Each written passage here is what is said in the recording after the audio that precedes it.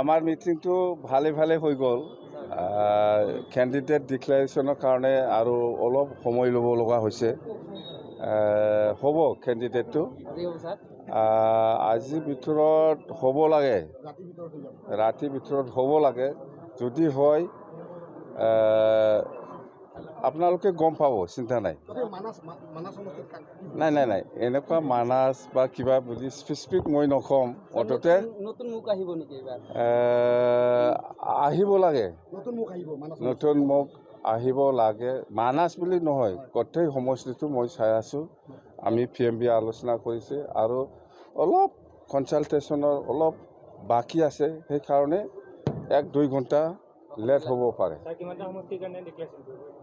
আমাৰতো NDA 126টা, NDA হিচাপে 126টা। 11টা কৈ থাকে আপোনালোকে।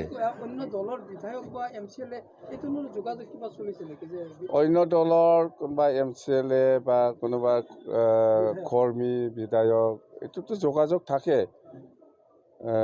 থাকে, কৰিছে, নকৰা নহয়। আমি চিন্তা কৰি আছোঁ যেন হওক। সব দলত থাকে সেইবিলাক। এজনে টিকেট নাপালে সেইফালে যোৱা, সেইফালে টিকেট নাপালে এইফালে অহা, এইটো দলত চলে, এইটো কমন।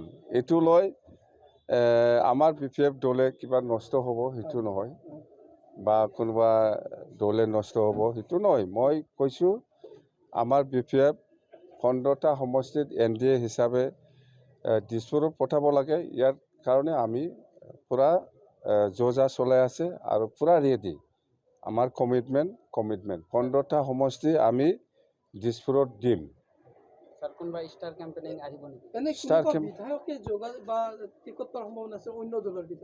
নাই অন্য দলৰ আমাৰ BPF দলৰ পৰাই টিকেট পাব। আমাৰ BPF দলৰ পৰাই টিকেট পাব। যোনে পাব দলৰ মানুহে পাব, বেলেগ দলৰ পৰা আহি নাপায়। নাই আমাৰ বিৰাট ভাল চলি আছে, চাই থাকক। আমাৰ কেণ্ডিডেট ডিক্লেৰেশ্যনৰ পিছত আৰু আমি এছেম্বলি ৱাইজ দিছপুৰ চলো যাত্ৰা আমি আকৌ ৰিপিট কৰি আছোঁ। ষ্টাৰ কেম্পিং কোন আহিব নাহিব এতিয়ালৈকে আমি ঠিক কৰিব পৰা নাই। আমি আনিম। নিৰ্বাচন ষ্টেৰিং কমিটি এছেম্বলি ৱাইজত আমি বনাব দিছে। ইয়াত থাকিব NDA হিচাপে, যেনিবা BJP আছে, UPPL আছে বা আসাম গণ পৰিষদ আছে। যিহেতু আমি NDA টিম হিচাপে আছে, UPPLও থাকিব লাগে আমাৰ ইলেকশ্যন ষ্টেৰিং কমিটিত। AGPও নিশ্চয় থাকিব, BJPও নিশ্চয় থাকিব। আমি এছেম্বলি ৱাইজত ষ্টেৰিং কমিটি আমি বনাম। BTC ক্ষেত্ৰত UPPL লগত নাই। আমি এনেকুৱা নহয়, বন্ধুত্বমূলক মানে আমাৰ এলায়েন্স হিচাপে AGPয়ে কিমান চিট ল'ব পাৰিছে, ইয়াত আমি BPFে কিমান চিট ল'ব পাৰিছে, ইয়াৰ ওপৰত নিৰ্ভৰ কৰিব। নাই হেলিকপ্টাৰটো আছে, এতিয়াও আছে। আমি হেলিকপ্টাৰ দি ঘূৰিম। এখনেই চাফিচিয়েণ্ট আমাৰ।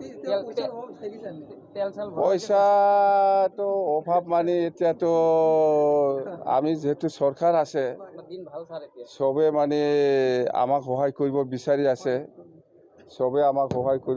আছে। যদি সহায় কৰে আমি ল'ম।